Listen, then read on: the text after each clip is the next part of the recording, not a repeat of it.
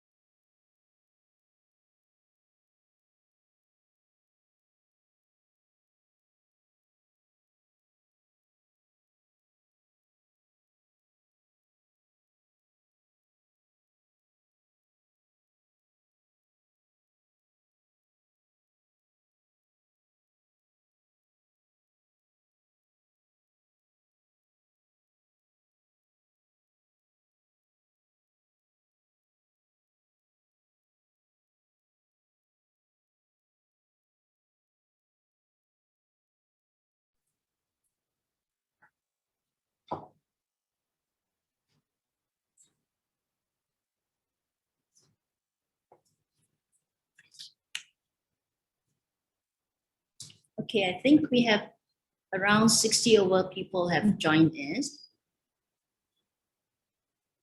Yeah, good afternoon. We will start now. Yeah, it's now 3:05. and we want to be punctual on this. So good afternoon, everyone, and thank you for joining us this afternoon, and welcome to our IWD webinar. Yeah.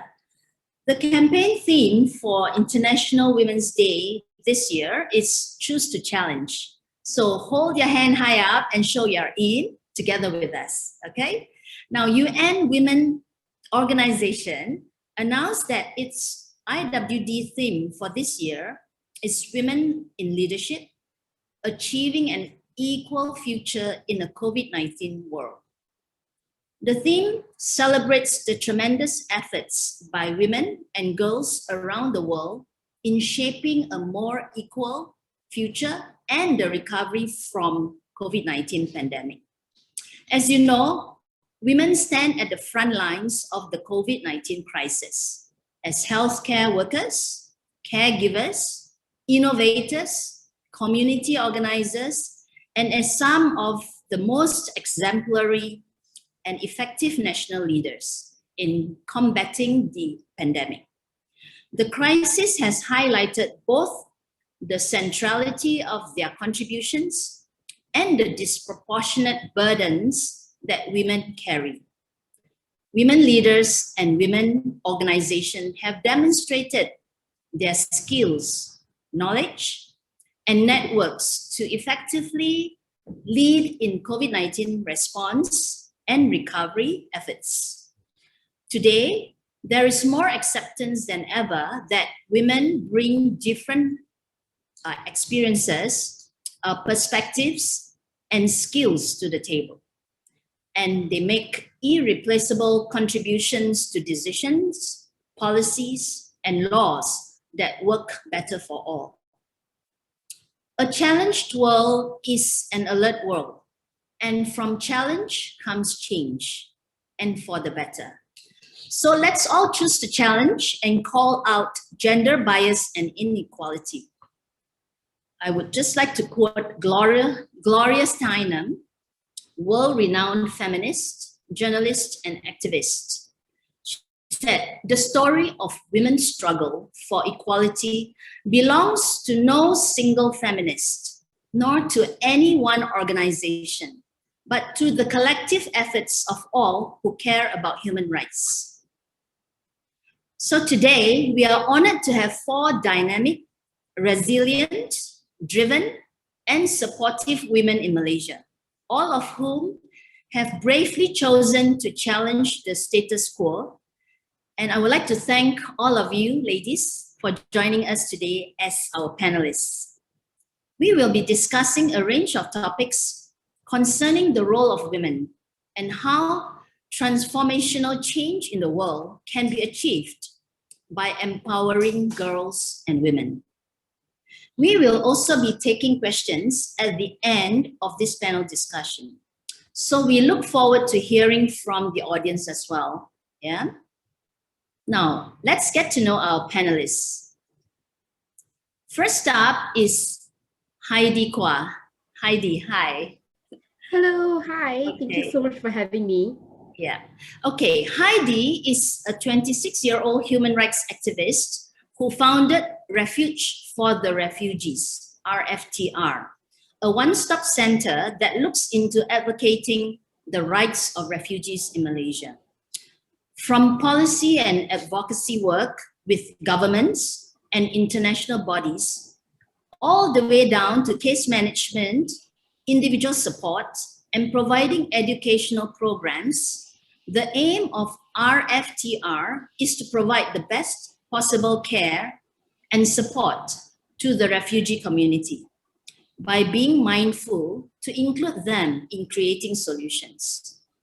Now in their 9th year, RFTR supports and empowers 35 refugee schools, 2 shelter homes, and a social business school across Myanmar and Malaysia, ensuring and fighting for quality education for all.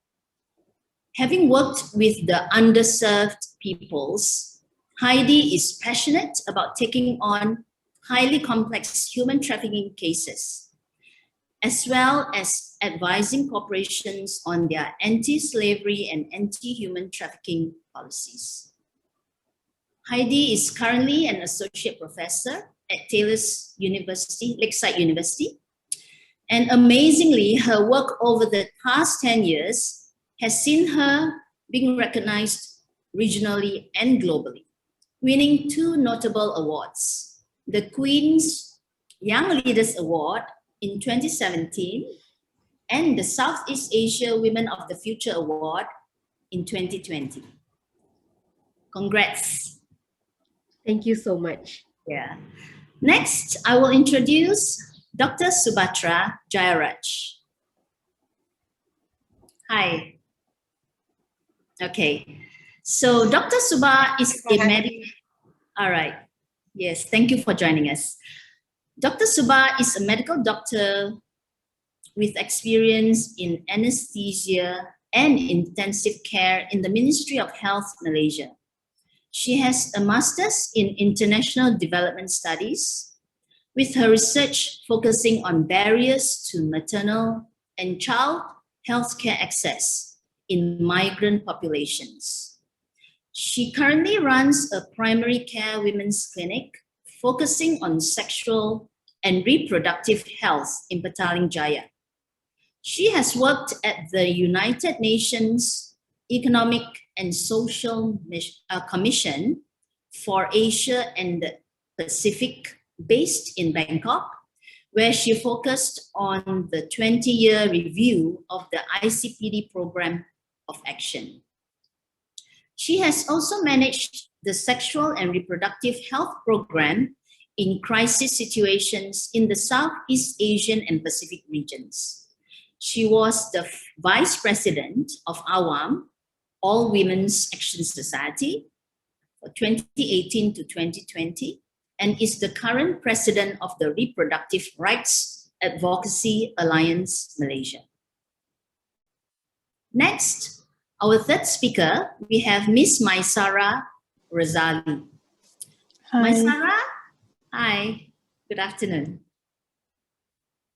Okay, Maisara is an economics graduate from the University of Minnesota, USA.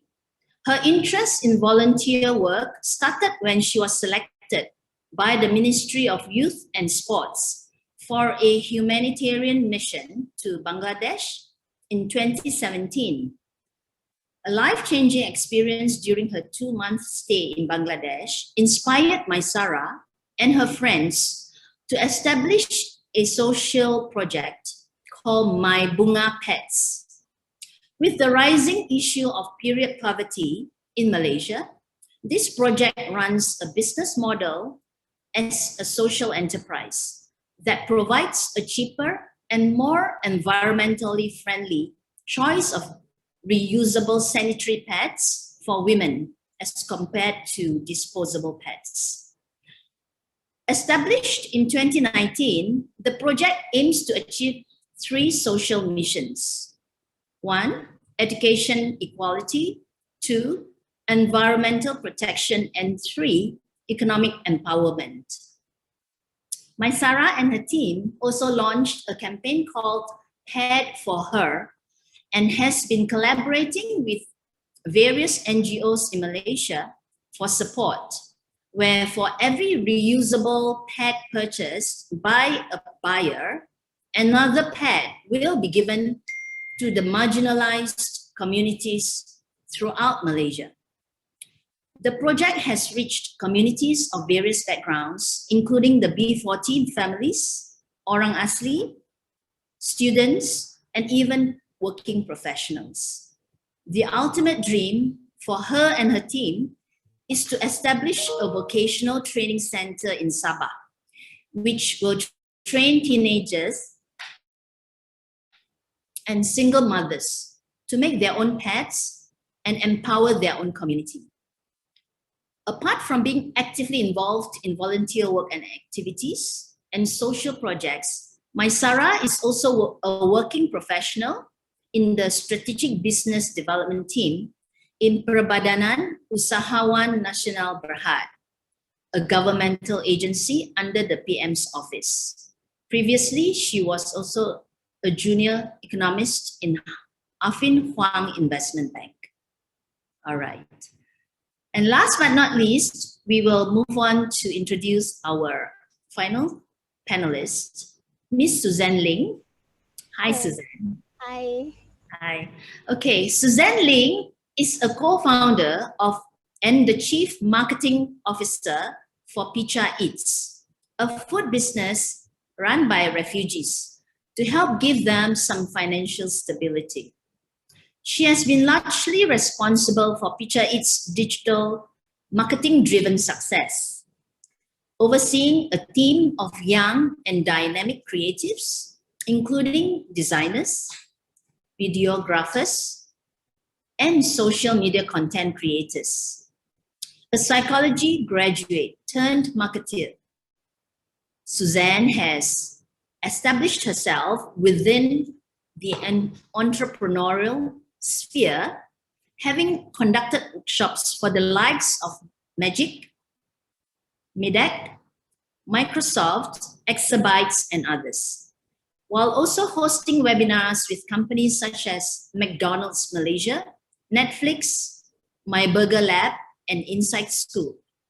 All these are, I'm sure, and all of you would have heard of, well-known brands. She has been regularly invited to share on digital marketing and social media management. In 2020, as a way to expand Picha Eats' impact to underserved communities, Suzanne co-founded Zucchini and Company, where they offer social media management services to other brands.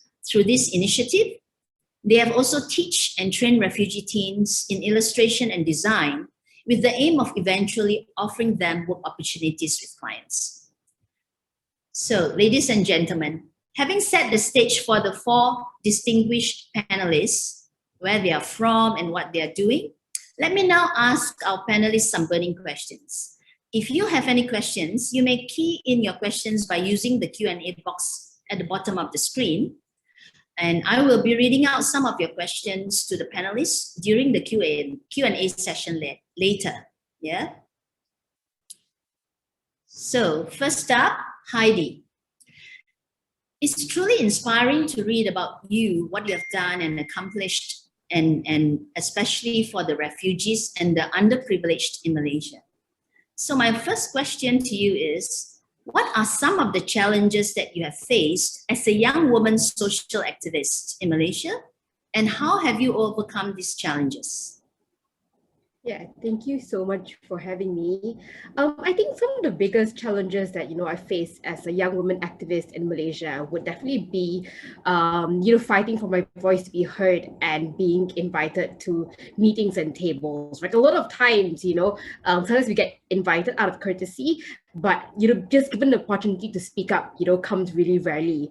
A lot of times, we've been silenced at meetings, and having our thoughts or conversations being stopped halfway, only to have men within the meeting repeat our exact same thoughts and sentiments, and they get like a round of applause after. And that's really frustrating, isn't it?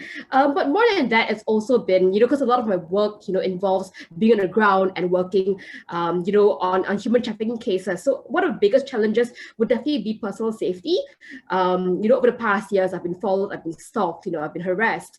My family have been threatened, I have been threatened, and a lot of times when it comes to speaking up about, more controversial issues, or issues that are meant to be swept under the carpet, comes a big question of personal safety as well. Just last year, when I spoke up about issues surrounding detention centers in Malaysia and just really retelling stories of detainees, I got investigated, and I think it became a pretty big deal. So I think those are some of the concerns around it. And I think what's also really concerning is that they don't just come after me, right? They come after my family members, they come after the communities that I'm in as well. And so that has just been something that we have to be aware of. Our office have been trashed, our office have been broken into quite a number of times because it's within the communities, simply because human trafficking syndicates are not happy that we're reporting against their work. But some of the things that we've done to really overcome this challenge is, I think it's been really helpful being surrounding ourselves with colleagues who are like-minded and within the industry. So obviously when something happens, whether an investigation or an attack, or something that we require a bit more support of, we could just drop a message in a group and colleagues would then rally around. And that's really the power of, a lot of them are women, which is amazing. And that's really the power of women supporting women, coming together and having each other's back. Okay, that's wonderful. Yeah, so, that's why we have chosen the 3 keywords for this event: being resilient, and driven and supportive. I think that's very important when it comes to trying to get things done and be heard. Yeah. So thank you so much for sharing. And I hear that RFTR gives refugee children lessons through an entrepreneurship program so that they can support their families while they are studying. Could you share with us what kind of education are provided to them, and how do you think this program will help them even later on in life? Yeah, so with all our 35 schools now, we either run a homeschooling syllabus called the A syllabus, which is an American-based homeschooling program, or we do the ICGSE syllabus, which I'm sure all of us are familiar with. Besides this, we also run a social entrepreneurship program where the kids undergo about 100 hours of learning in partnership with United World College Southeast Asia to learn about self-awareness, community awareness, systems mapping, idea generation, prototyping, planning, and implementation. The kids are also taught presentation skills and pitching skills, all the way down to quality control, accounts and finance to run the entire works in school. What's really cool from this is that since starting the program about 5 years ago now, 16 out of our 35 schools are fully self-sustained and funded by the kids running these programs. Right. Each of these schools are then paired up with 2 mentors, where these mentors guide the kids and help them basically refine their business ideas. And I think it's been really powerful seeing them adapt these values, because it helps build self-confidence. It helps also kind of give them an intro as to what the real world is, right? We don't want people purchasing from them just because it's charity in that sense. We want people to purchase because it's good products and helps prepare them for the real world once you graduate from school. Yes, so yeah, that's really great, and we are very happy that it's self-funding. You're mentioning the schools, but how do you? I mean, otherwise, how would you perhaps share with us raise funds? I mean, previously, prior to this, just a little bit, so that we know and how we can support. Yeah. So a lot of our work, just being a non-profit organization, is dependent on public funding, so whether it's crowdfunding or through grants, working with embassy and international bodies. Now we've gone a little bit more into consultation work, so that helps fund the work that we do on the ground. So we work with companies to look into advising on their anti-trafficking policies to see how they can improve how their businesses work in order to not, get into hot soup later at a later point of life. Yeah. Right. Okay, great. And of course, just now I mentioned about your awards. So I would like to congratulate you one more time. And how do you think we can inspire the female youth to step out of their comfort zone and choose to challenge the situations or policies and laws adversely affecting women? Could just share a few words. Yeah, I think we can first start off by helping women understand your worth. I think in understanding your worth and your identity, it's powerful. A lot of times, women hold back because they think, I'm just a woman, what can I do, right? So understand your worth and your identity, there's so much more they can do. And I think, we can definitely get better at learning to champion other women as well. A lot of times, I know that I am where I am today, and many of us can attest to this, is because we had, women mentors in our lives that have brought us forward with them. So being where we are today, how can we bring others along on the journey, and how do we advocate for them and have their backs and champion their ideas, and share it out as well. Okay, great. That's wonderful. Thank you for sharing that. I'm sure many women out there are equally inspired and motivated, and getting these tips to be able to choose to challenge and to let their voices be heard. Thank you, Heidi. So I would like to now move on to Dr. Subatra. Yes, Dr. Subatra. Throughout the years, women have long been victims of sexual harassment. Even quite recently, I'm sure you would have heard or read about the news item concerning a young woman whose alleged sexual harassment experience at a roadblock set up by police officers, which went viral. Now, as a representative of Awam, what are your thoughts on this? Thank you very much for highlighting this issue of sexual harassment. Yeah. Initially, my thoughts are great that Malaysians are more aware and more empowered to highlight this issue of sexual harassment, especially on social media. So going on from the Me Too movement that we've seen and the most campaigning and awareness that's happened on social media, especially. So more people can actually speak out on sexual harassment. What that case specifically highlighted is that anyone can be a victim of sexual harassment, and that sexual harassment can happen in not only closed spaces. We assume usually, it's in employment sectors or in small rooms where you don't see.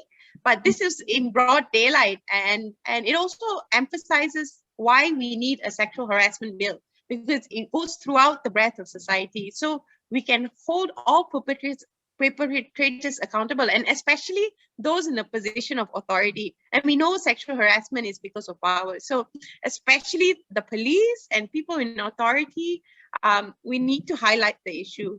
That issue on social media, I think it was brave of her to highlight, but it also shows that, not everybody will be believed.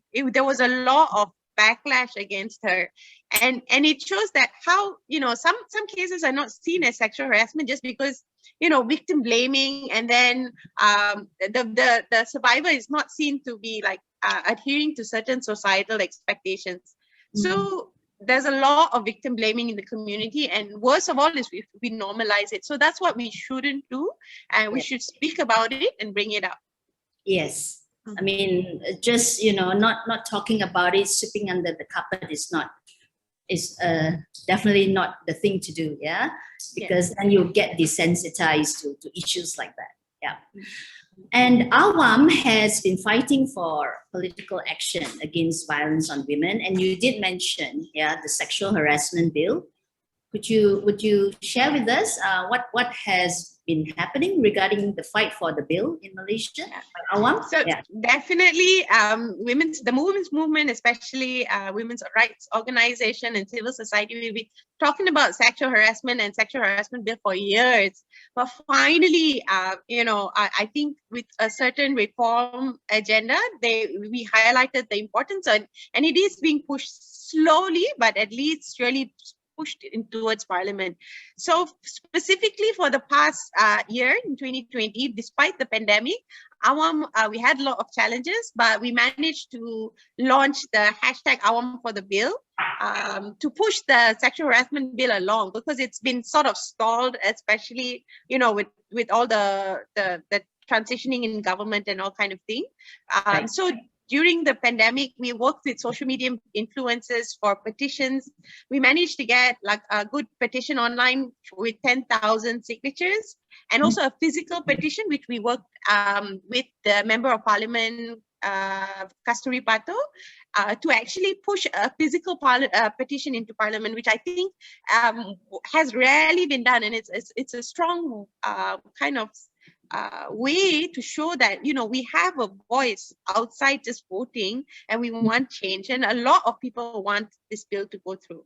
So this is a few things that we've done along with our campaigns on social media in 2020.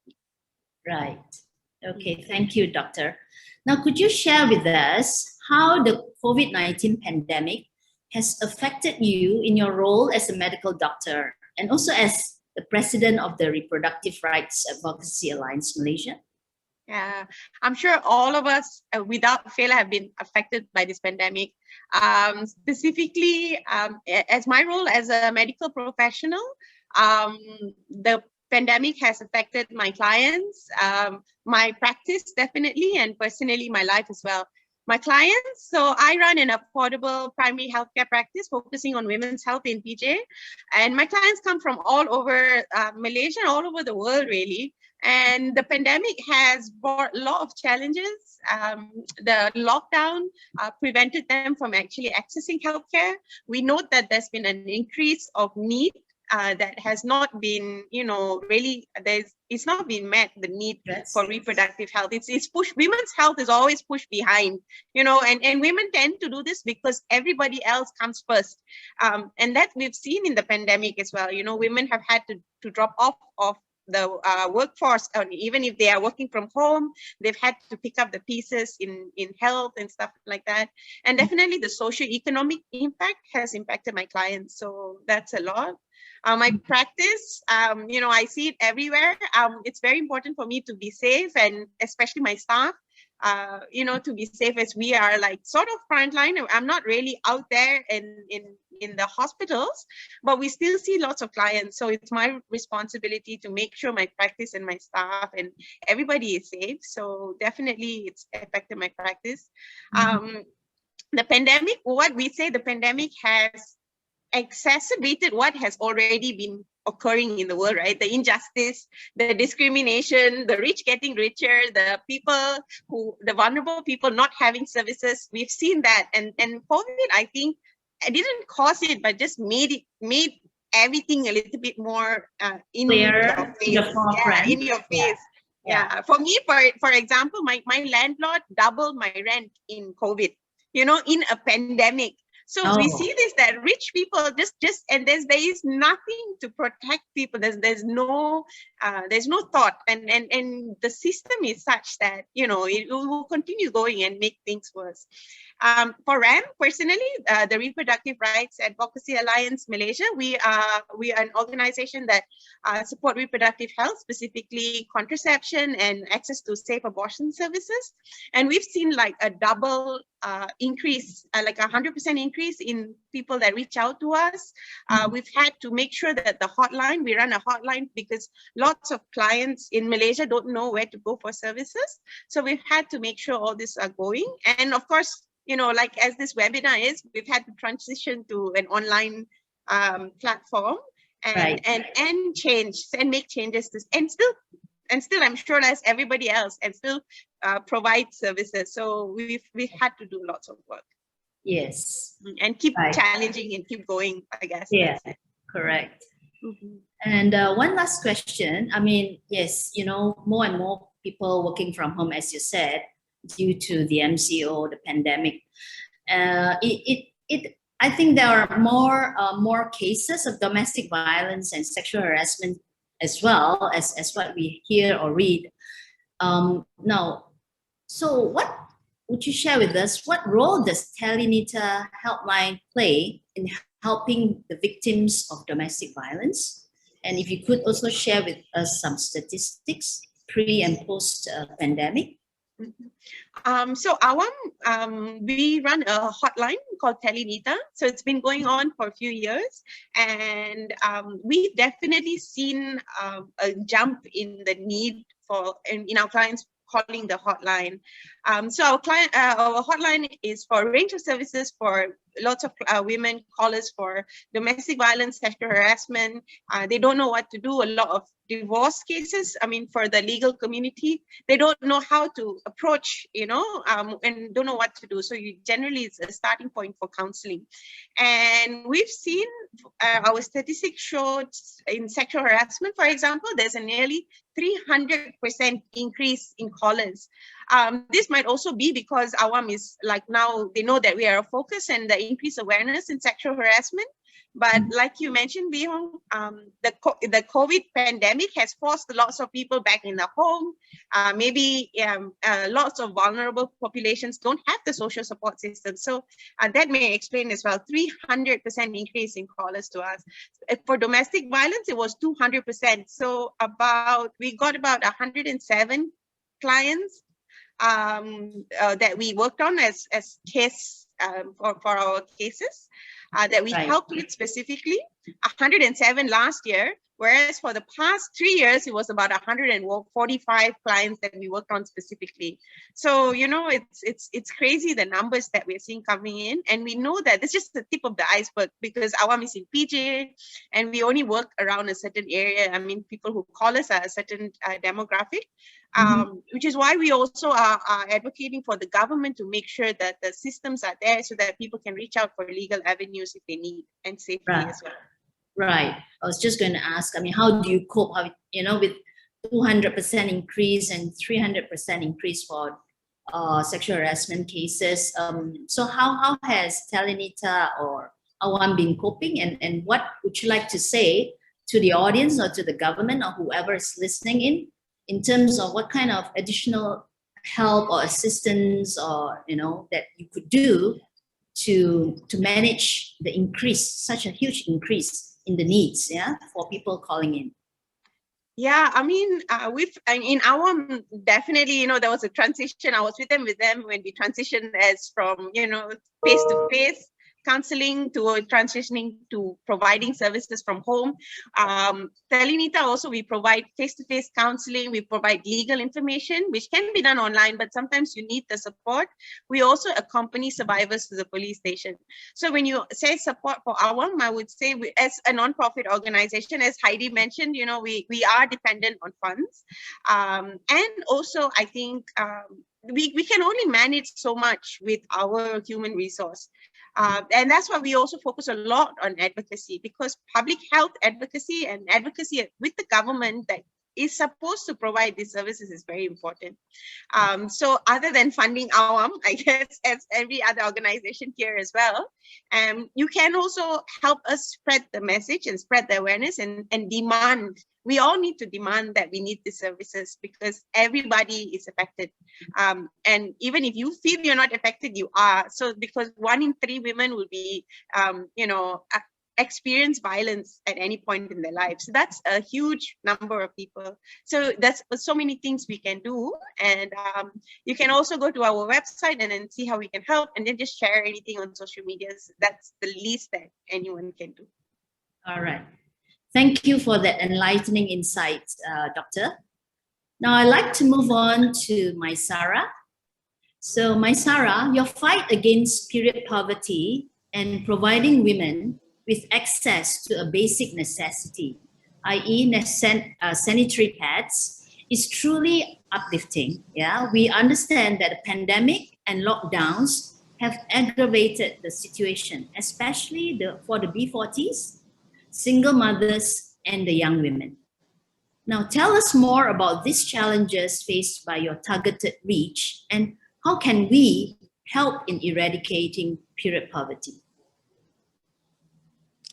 Okay, first of all, thank you for inviting me. And regarding the challenges that we face when handling this group of community, first one is we realize that they have difficulty in trying to survive and having at the same time hygiene products. So if you have money at this month, whether you will use it to buy food for survival or whether is it like makes sense for them to use money to buy sanitary pad, which is quite pricey in the market.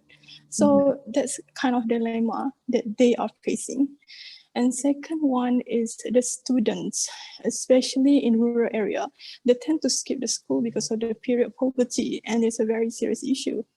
Right. And if I can share some statistics by Obulan project, they actually did a survey in the secondary school, about 172 respondents, and 23.3% are actually absent from school due to the period poverty, which is very serious one that we have to tackle. Those are challenges. But then how do we eradicate the poverty? There are a few ways. The first one is, sanitary pad, as we all know, is not sustainable. So that's why Bunga came with reusable clothes pad to actually ensure that this month you can use your pad, but next month you can still use it, and it's long lasting 3 to 5 years. So it's actually affordable and sustainable, and at the same time environment friendly. Yes. So so that's one of the things. But then this one is yet to be accessible to the market. Not many products actually having this kind of things. But I saw some products already like environmental friendly, but then still towards sustainable, we still have a lot more things to do. Second, we can do on educations, because from what we found, these ladies, they don't have awareness about how to handle menstrual management. Okay, especially for the first time, like Yes. sometimes their parents didn't teach them. Okay, like, you know, from your friends or from anyone who tell you. And then I still remember one time when I was in primary school, suddenly my friend having the period for the first time and she was like crying the whole day. So, you know, this kind of awareness isn't still there yet. So that's why this kind of talk is very helpful to actually help the woman, not only women, but also the guys, boys, to actually have this kind of knowledge as well. So that's one of the two things that I think most important. And then another one is the issue in the rural area for the public toilet. They usually have shared toilet. Okay, it's not separate by the gender. So for the ladies in rural area, they sometimes tend to go at night to go to toilet to wash their pad. So because the stigma and taboo, like pad is dirty, and yeah, it's a lot more issues about that one. It makes them feel embarrassed to share about that. It's not really openly discussion that they can talk easily or freely. Right. Yeah, so. Yes, and that's great. I mean, all this, awareness and letting people know that it's nothing dirty. It's not something to be ashamed of or to hide. That certainly requires a lot of awareness programs and reaching out to not just the girls but the men as well. Yeah, so that everyone's know that there is a need to address this concern, and everyone would be helping in as well. So now, we heard that in New Zealand, they recently announced that they will be giving school students access to free sanitary pads. And that's a great, initiative by their government.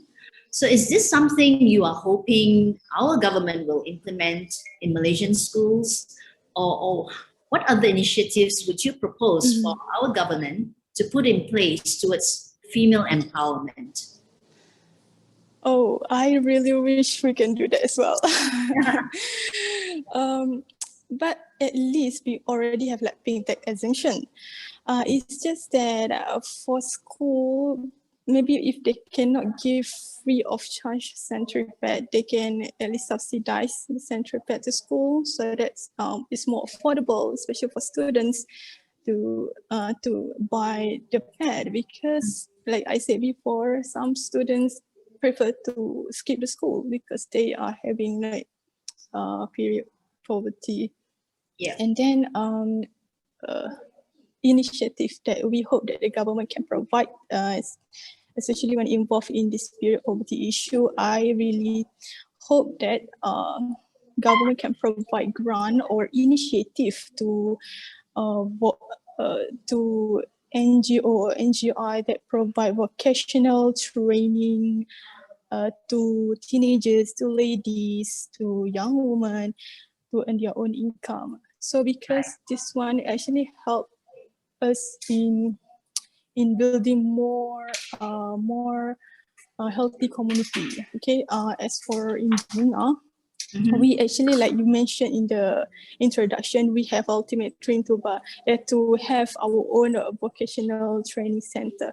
That center actually will be our own closed pad production, because currently we have our supplier.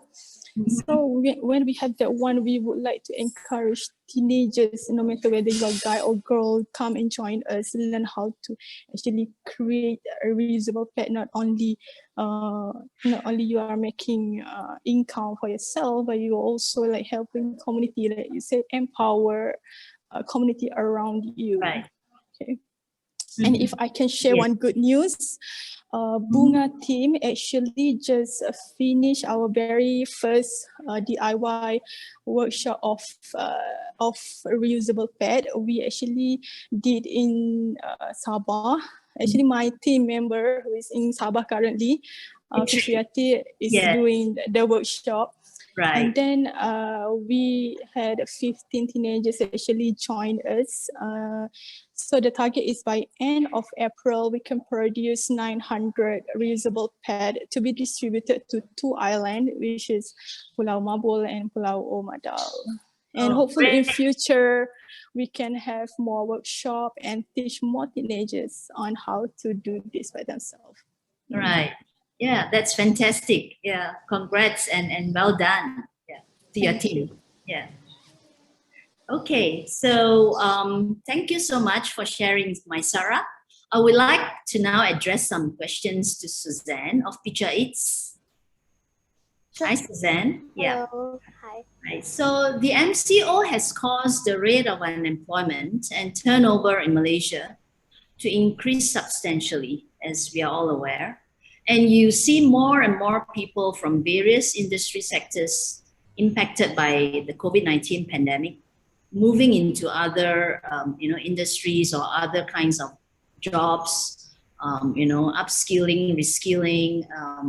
Now, for example, I think you would have heard about the news of airline employee, even pilots having to set up roadside stalls or food trucks, working as a barista and delivering jobs. So, trying to make ends meet, yeah?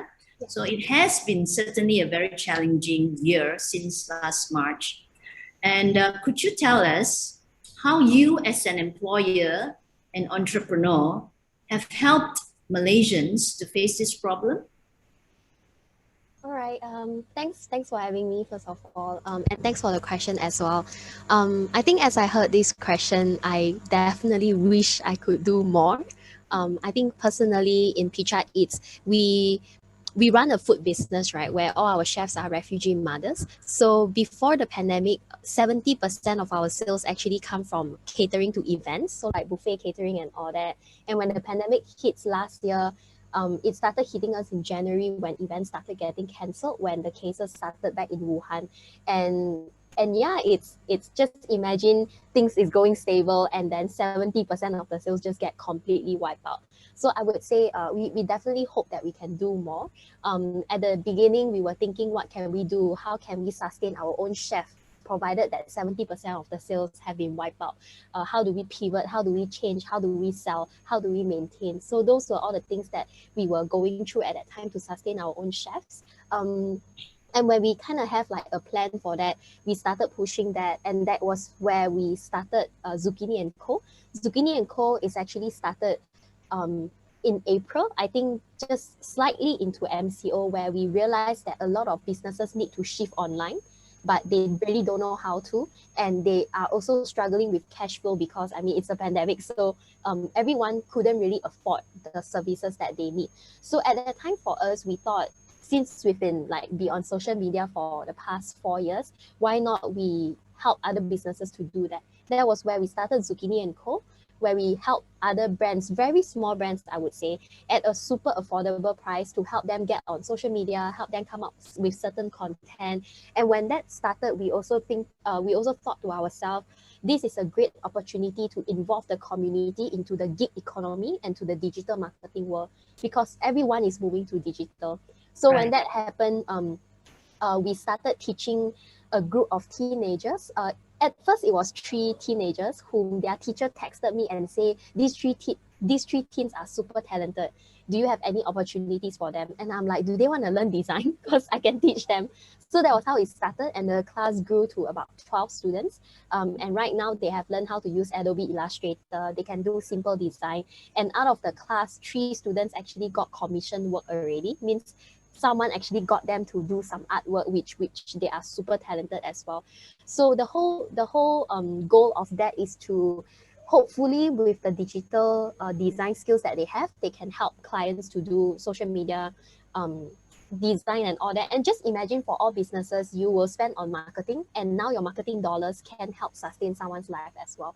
So that's basically what we were doing. And personally, we were also doing some webinars, workshops, mainly on social media marketing for social media marketing, personal branding, gig economy. Within what we could, that was some of the things that we did. I would say it wasn't a lot. It was really out of personal capacity. And for Picha itself, we are also constantly trying out different ways, because the shift is actually quite crazy. 70% of B2B sales completely gone, and we have to shift it to B2C market, where, for example, last time a company buys for their AGM, it's like, let's say 1,005 ringgit for 50 people. And right now, our basket size becomes 100 ringgit for a family of 3. So the marketing cost went up, the basket size went down, ever-changing market, MCO, no MCO, MCO, no MCO. So it's been a very challenging 1.5 year as many businesses, but I'm very, very thankful that like what our chef told us, they are also very thankful. They know that time is hard, but they are riding it together, because they in their own words, they say that we still have like shelter, have meal, even though things are unstable, but there are many people out there who don't even have bread. That's what the chefs say. So I think we are very thankful that the chefs are very understanding, and we are riding through this period together. And hopefully when things get back to normal, when caterings come back, yeah, then we can go back to where things were and even better. Yeah. Right. Yeah. I mean, everyone needs to, you know, eat every day some meals. So we will certainly check out your, you know, Picha Aid's family and individual offerings that you have. Yeah, certainly. And I hope everyone will support you. Yeah, we have very, very exciting Ramadan menu coming up. So do stay tuned. The chefs are all very excited. Yeah. All right. Okay, that's great. Now, I would like to ask you one more question. What about Malaysian women in need during this pandemic? Any program in place or you wish to propose to assist them in overcoming the challenges faced, you know, like you said, financial and emotional or social aspects of it, you know, or what other future plans does Picha Aids have, yeah, to perhaps propose to other organizations or NGOs or government organizations to help you to, you know, also to be most supportive, like how you have supported the refugee community, the refugee women, yeah? Could you perhaps share with us? Sure. Yeah. For now, what is currently happening is that for Picha, in collaboration with Yayasan Hasana, we are actually organizing a 4 months long of cooking training. So right now we are kind of in the middle of it, where we have 31 chefs from the refugee community who are going through this. So they learn all the way from like basic hygiene, all the way to what is deep fry, shallow fry, pan fry, and things like that. So it's really to prepare them, and then it will also go into photo shoots, marketing, social media. So it's not just to onboard them to Picha, but after this, if they want to run their own business, we hope that they are prepared through this training. So that's one thing that we are currently doing. And again, actually, I think Heidi will feel the same as well. When we are in the community, we see so much talent among them. Like they can bake, they can sew, they can make like crazy art. It's really so much talent. And some of them, they can clean houses, or they can take care of kids, and they can cook. And there's so much potential among the community. But I think one thing that sometimes frustrates me is that I wish I could clone myself and clone Heidi and like have more hands, because right now, just for Picha, we are just looking at food, right? And on top of our head, we know that with more resources, we can even start, you know, tailoring. So many people need to get their baju fixed. And among the community, there's so many people who can do that. So if someone who can coordinate this whole thing, or you need your baju fixed, okay, give it to me, I pass to the chef, the tailor. And there's so much potential. And even cleaning services, right? Sometimes we engage with part-time cleaners, and there's so many people among the refugee community who can do that as well as like a part-time job. Or even translation services, design, accounting. there is really so much potential in that, but someone really needs to coordinate it, and not someone, it's like a group of people. So Heidi is advocating, she is doing education, I'm doing food, and there's only so much that two hands can do. So I think that is really something that we really hope to see more people doing that, because we have seen so many trainings program being provided, and in the end they get the cert, they go back home and they go back to zero, because they have all the knowledge, they can't get the product out. Even the chef who joined us, a lot of them have certs of programs and trainings, but when they go home, they can't. They don't know how to reach out to client. They don't know how to do customer service. They are not sure. Let's say if they arrange Lala Move to pick up the food, the Lala Move driver speaks Malay. They can't speak Malay. So what do they do? So I think a lot of job opportunities truly capitalized and yeah. I think on top of the training is the linkage of opportunities, which right now there is one organization doing it, which I find it amazing. They are called Open Door Policy. They basically train the skilled refugee community in Malaysia, and they connect them to overseas startups and companies to do like remote work. And I think that is really, really brilliant, and we hope to see more of that as well. Sure. So perhaps to replicate what Picture Eats does or do everywhere, to enable groups of people who have been trained to be able to replicate it and you know, provide the services and grow the same kind of business in every city in Malaysia. I think it's more of different skills, because we are only focusing on cooking. We haven't even gone into baking and or even, you know, cookies or sewing or merchandising. There is really a lot of things that can be explored. So say there is a group of people in Penang or say Johor who would like to actually replicate and learn from you a similar, you know, business model that Picture Eats has. Would they be able to reach out to you and you know, seek you know, your advice and your guidance in doing that? Yes, definitely. Please do. All right. All right. Sure. Yeah, that's great. Yeah. So that's very encouraging to hear. And it's you know, I'd like to applaud what you guys are doing. It's fantastic. Now, I would like to move on to ask some general questions to the panelists very quickly. Now it's 4 o'clock. So my first question is this. Just a general, because I think this is something being debated, you know, I think quite recently, quite often, you know, besides all these challenges of sexual harassment, period poverty faced by women, generally, I mean, many women due to the pandemic, are now facing greater challenges than before because they are working from home. They have to juggle their roles as a wife, a mother, you know, a daughter even, and a worker, all from within the confines of their home. Now, what is your view? I mean, what are your thoughts? Does this appear the new norm to be a regression or a progression for women? I mean, or rather than a progression, because, you know, we used to fight for equality, equal pay, equal work, everything, you know, measured in the office. But now it's actually, you need to step away from the office and work from home. So what are your thoughts? Is it a regression rather than a progression for women in the new normal? Anyone could just, you know, give your comment and share your thoughts. For me, it's a regression because the pandemic has shown that it's an unbalanced, development.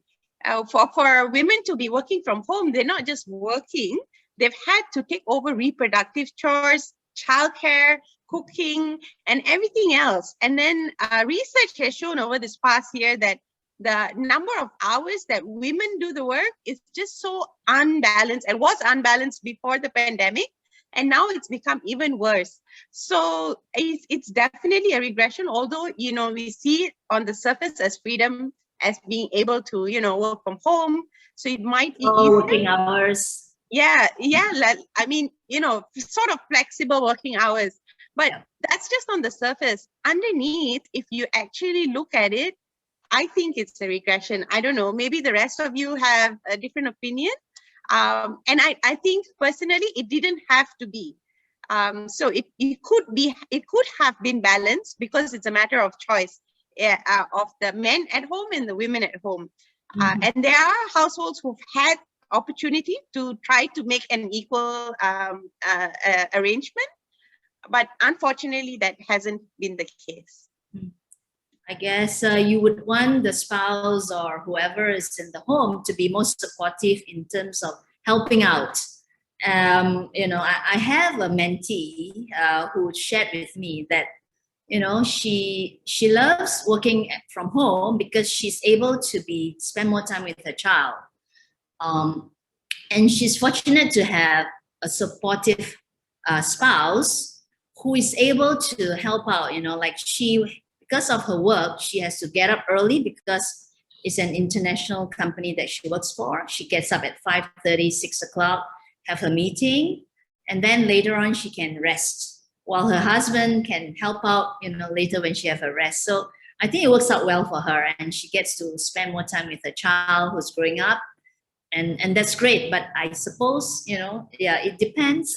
If we certainly need all the support that we can get in order to be able to manage our time, and having to play so many roles. Yeah. Anyone else like to share? Oh, if I can add. Yes. Since I'm currently working from home, but still, this is a point of view, working from home, single lady, stay with family. I think it's a progression for me, because previously I have been so workaholic, and most of the time spend a lot of time wasted on the road. You know, KL traffic jam isn't really a joke. So that's how now, because of the pandemic, it gives me more flexible hours. Okay, I can spend those wasted time that I have been on the road previously with my family. Right. So it's like more quality time with the family. But again, it depends on the situations of the person as well. Yeah. Sure. Yes. Okay. Heidi, Suzanne, anything? I think for me, I wouldn't call it a regression or a progression. And I want to clarify as well. I am still a single person, so I don't experience the I don't experience what you mentioned, where I need to attend to children and all that. But I think that this whole situation is a very deep-rooted issue from, you know, culturally, and from our background, and from generations and generations of education, where if we zoom out and look at it, I do think that things are improving. If you want to zoom out and look at, you know, our, let's say, grandparents' generation versus now, things have definitely progressed. But if you want to zoom into, let's say, 3 years ago before the pandemic and now, then we might say, okay, it's a regression.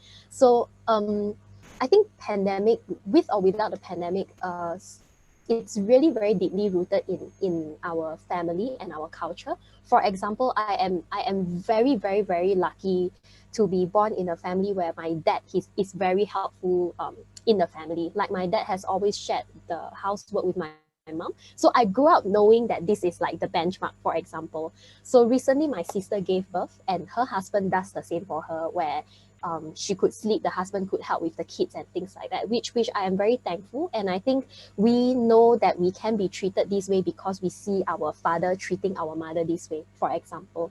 But on the flip side, when, let's say, when I go to our chef's house to prepare meals together with them, or to help them out with certain things, I do see almost all of our chefs going through this, where they are cooking up like a feast. for work in order to earn an income for the family, and at the same time, let's say the baby is crying, they have to rush to breastfeed the baby, soothe the baby, while the husband just sits there all the while. It frustrates me so much, but those are also things that I can't really intervene, because these go to multiple layer of like cultural background and family upbringing, and I am unfortunately in no place to say, hey, help your wife, right? I think I will get chased out of the house, and it's very disrespectful as well. So I think that maybe for the audience right here, what we can, if you are a male especially, or female, doesn't matter, I think one important question to ask ourselves is that how would you want your daughter to be treated? Like if you wish that next time when your daughter has a child and you would wish that your daughter's husband would help her, then you have to make that example to show her that this is normal and it doesn't have to all be on the women. And even for females here, to set that example for your child as well, to speak up when it's necessary, because the truth is we are formed and built by our family and our upbringing. What we see and what we grow up, I think everyone here, we have heard this, right? If you grow up in an aggressive family, you will channel the same thing to your next generation. So how can we, at this generation where we have so many access to so much knowledge, how can we break that cycle, be very conscious and aware, and tell ourselves this has to stop? I have to educate my boys, I have to educate my girls, I have to educate myself, and we really have to set a restart button here. So that's my 2 cents on this. Yeah, great. Yeah, thanks for sharing. And I can totally relate to you, your family, about your dad helping out. I'm one of those, I would say, fortunate, because my husband is also very supportive, and he would help out in the housework, cooking, whatever. So that's very important, and you really need that, to be able to get that kind of support, so that you would be able to, focus on your career and do what you need to do as well. Yeah. Okay. All right. Now let's move on to one more question.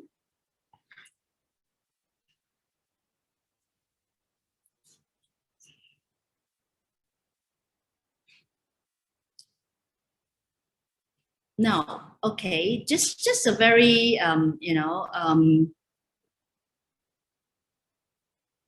general question. Can you?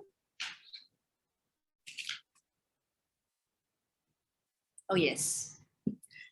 Okay, so can you tell us, is there one thing that you wish someone had told you that would have made your life as a woman much easier? Yeah.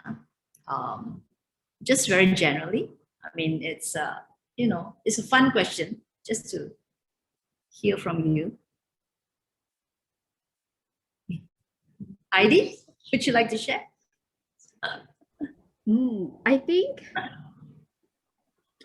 I think if someone told me that there is no such thing as like a perfect woman, I think that would have made life a lot easier. I think like society places so much expectation on women, right? You need to be skinny, you need to be fair, you need to be smart, you need to be pretty, on top of being successful and articulate and poised and gracious. And women get criticized for every single thing, from how we dress to how we talk. Like, some people tell me that I'm very like, I speak pretty roughly and I need to be like more gentle and softer and more demure. From what color our skin should be, how long our hair should be. And I think like that's really frustrating, right? Because we don't place the same comments and expectation on men. So why does it have to be placed on women? So I think, but yet like, social media and culture and everything tells women that we need to be like, we need to aim to be that perfect woman, right? And womanhood looks a certain way. You need to be married by this age, you need to have this number of kids, you need to be, you need to earn a certain income bracket. Yeah, so if someone told me that like there's no such thing as a perfect woman, I think life as a woman would be a lot easier. Yeah, great. That's true, actually. I agree. Yeah. And how about the others? Any thoughts on this? Yeah.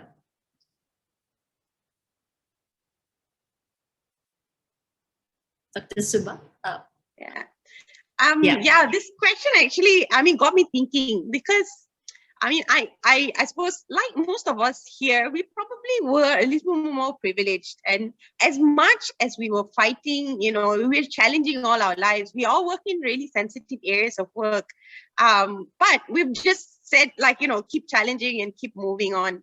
But just to make my life easier as a woman, I really needed to think, because I don't know what would have made it easier, because I guess, frankly, I've been lucky as well. I've had supportive family. I come from a very women-strong Indian family, which is the norm, really. It's just, you know, sometimes you see patriarchy as bringing men's voice higher, but I got that pushed all the while growing up.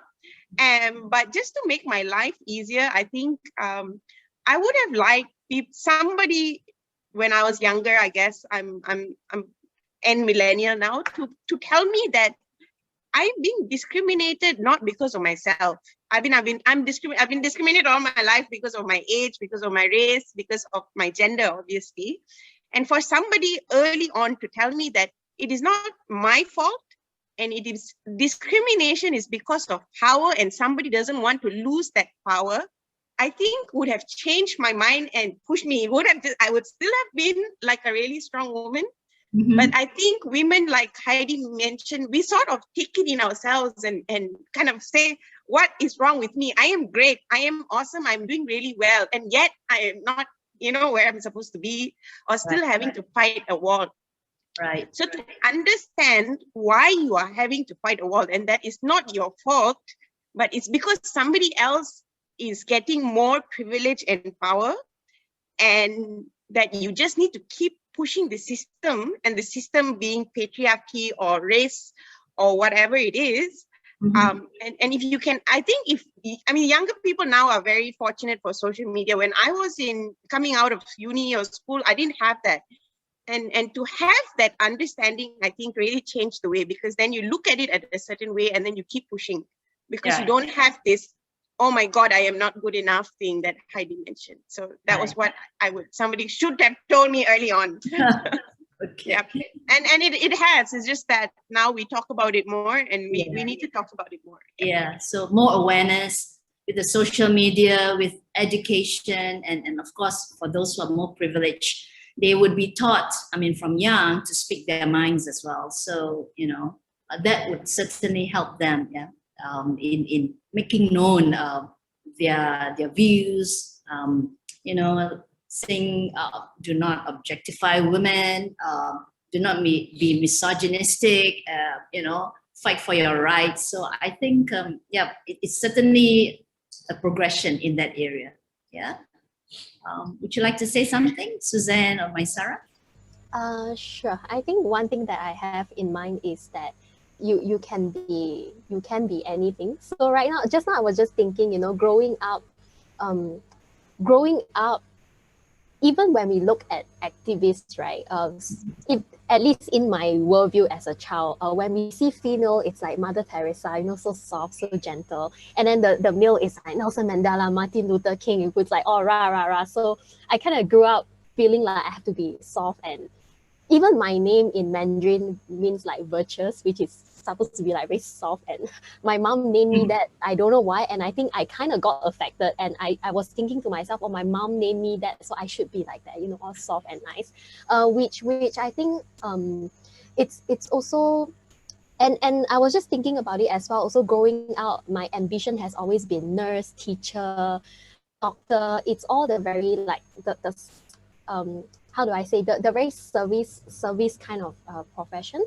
And suddenly right now I'm an entrepreneur, and honestly when it happened, I'm a bit like, I couldn't accept it for actually quite a while, because I've always wanted to be a child psychologist. That's what I want to be. And right now I get thrown into the business world, where I love working with the community, but when I have to go out and pitch and, you know, do sales and marketing, I swear to God, I'm really scared. I'm really scared, even until I think your psychology training would put you in good stead, right? So that you know how people act, or how they feel, or what, you know, what they are looking for. But I will be very honest. Even until today, I still feel very intimidated, especially when I speak to people who are really like, out there, right? So I still feel intimidated when I have to go for pitching. I need to gather a lot of, I really need to breathe and prepare myself, and then I go in, because somehow at the back of my head, I still see myself as like a soft girl. I think it's how I've grown up my whole life. And I think being conscious about that does help a lot. Where now I just have to tell myself, you know what, I'm a girl, so what? Like, I'm speaking to a man, so what? Like, it doesn't mean that I am less than any of that. So so I think probably growing out, what would have made things easier is like what Heidi said, to not be told that we should be a certain way. Even till today, you know, when sometimes I work until really late night, or my dad see me stressing out, he say the same thing until today.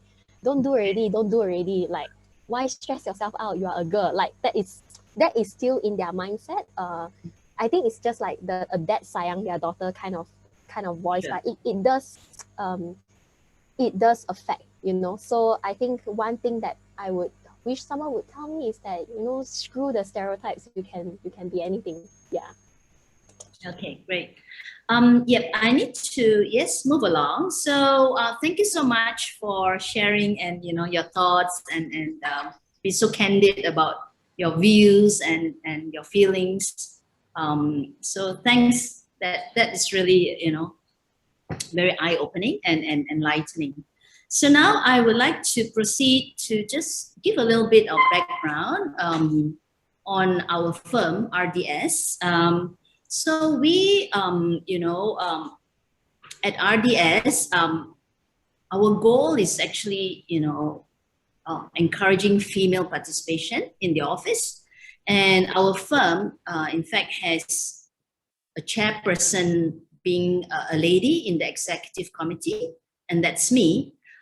In our firm, we truly believe and practice equal work, equal pay, no gender discrimination, and our workforce is at least about 53% of women.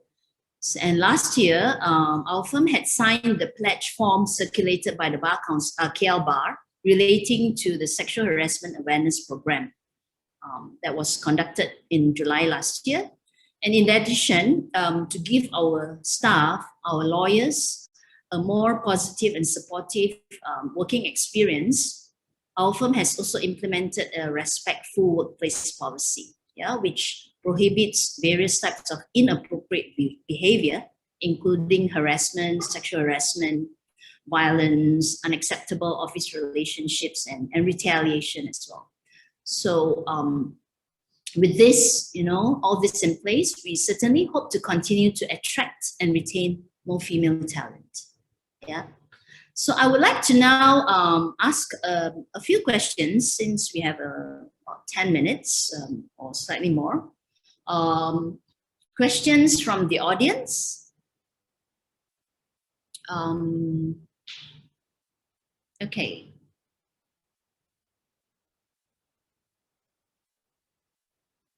The first one, right. This is a question to, oh, okay, I can see from my screen now. From an anonymous attendee, how do we stand up against harassment knowing that we might receive backlashes from doing so? So that is one question. If any one of you would like to just quickly give your views.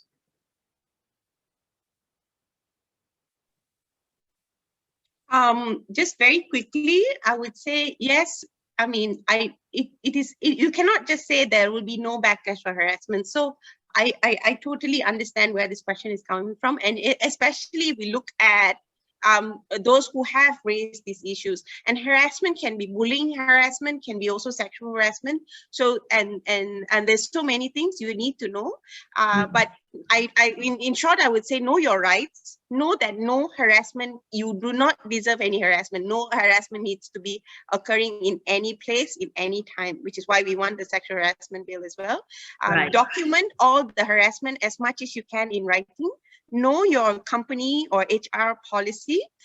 You can also find allies within your community. So that being within your your company or anything, you can also reach out for legal advice, such as friendly legal offices, or you can reach out to NGOs such as AWAM, WAO, or Sisters in Islam for different kinds of harassment as well. Especially on social media, Chris is also a women's rights organization that they do a lot of digital harassment research. So I just want to say that backlash is inevitable, but do not let it stop you. There is a huge community now. Everyone is aware, and we can stop it if we only raise our voices together. So thank you. Thank you. Yes, another question from Joro Young. What advice would you give a woman trying to climb the corporate ladder in a male-dominated environment?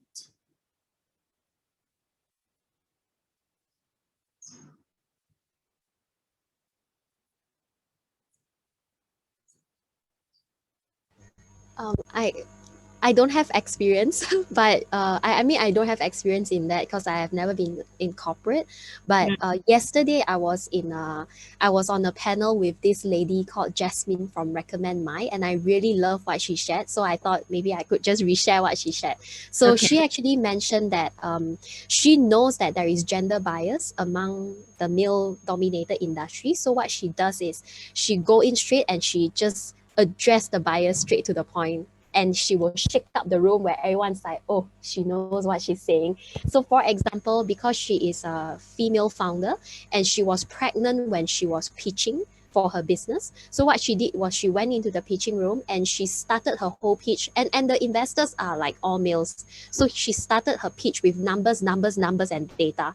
And it kind of shake up the room a bit because the gender bias is that, you know, female founders are maybe not so data driven. We are more emotional. Those are the bias. But she just go in and address it straight and show them, hey, I know what I'm doing. And because she's pregnant, she know that another bias would also be, will you be equally committed once you have a child, right? So she also addressed that straight away. If you think that I won't be as committed to my company just because I'm biased, I'm telling you, just because I'm pregnant, I'm telling you that's not the case. The last pregnancy I went through, this is how it happened and things like that. So I don't have experience in that. I'm not sure anyone in the panel later can add on as well. But I think what she shared yesterday, it's a very good learning, and it most probably can be applied as well by, let's say, Joro, where you know that is the bias, and just go in and break that bias and shake them and show them that you can as well. So that's a sharing that I had from yesterday. Okay. Now, I do see a couple of questions from Yvette Ma regarding the reusable pads. So they are curious to know, like, what is this reusable pad made of? In terms of, what my Bunga Pads is doing, how much publicity and awareness has there been? Because we do have people, not sure about what you're doing and what is really all about. Yeah. So could you just perhaps share with us a few words, Maisara? Yeah, sure. Thank you for the questions.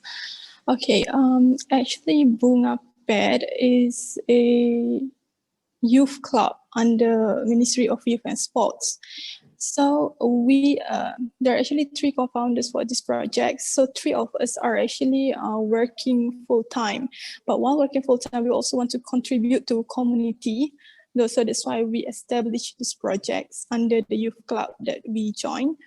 So for reusable pad, what is made from? For us, our fabric is made from bamboo charcoal. It's actually help to prevent the odor, and then it's easier to clean as well. Regarding the marketing, of course, I have to learn more from Suzanne because 3 of us are not really expert in marketing. It's just that because we're doing it like sort of part-time. If we have time, okay, we try to do something for community. If we have time, we do projects with other NGOs. And so we always search for collaboration because 3 of us are not enough to do this. We have IG, My Bunga Pets, can follow our updates there. And you can DM us for any collaborations or questions regarding the reusable pad. We also made the products available in Shopee. Also, we also update we update what kind of upcoming projects that we are doing and from which community that we have reached. So all updates are on our IG. So yeah. Okay. All right. Thank you, Maisara. Yeah, one last question. Let's see.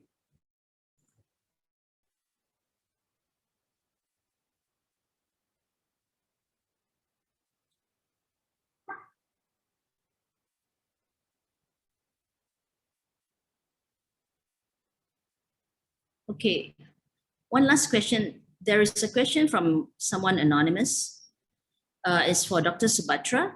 Says you were talking about the talinita hotline that's available for women to call should they have any concerns or issues regarding their marriage, or should they require legal advice. However, correct me if I'm wrong, the question says, talinita only works from Tuesday to Thursday, 10 to 5. How about the remaining days and hours? Is there any other hotline that women can call should they need free legal advice? I think, yeah, go ahead, Dr. Subha. Yes. So for our one, we have had to, I mean, like I mentioned, there's human resource issues and also availability of trained counselors, yeah. So which is why also we had to limit the hours, but there is also a WhatsApp line that you can message, and then an officer will get back to you as soon as possible. And there are other hotlines as well. So WAO runs a hotline for domestic violence. Sisters in Islam has a hotline for legal advice specifically regarding Islamic law, Islamic family law, marriage and divorce issues, for example. And so there are many other hotlines. I would say there's also a government hotline that you should be able to call. You have to look it up because it's not very well publicized, and I mean it's not very well assessed, easily accessible. But there is by many various government agencies. However, I would say the access is available. You can actually send in your questions and somebody would get back to you as soon as possible. All right, thank you. Yep. So the last question, Heidi. So it says, you're such an inspiration to us girls. My question to you is, how do we maintain the stamina to push through, especially on days when we're just simply burnout? Yeah, I think, and this applies for all of us, right? I think burnout is so real. I think self-care is really important, and knowing your limits and knowing when you need to kind of like remove yourself from situations to care for your own mental health first.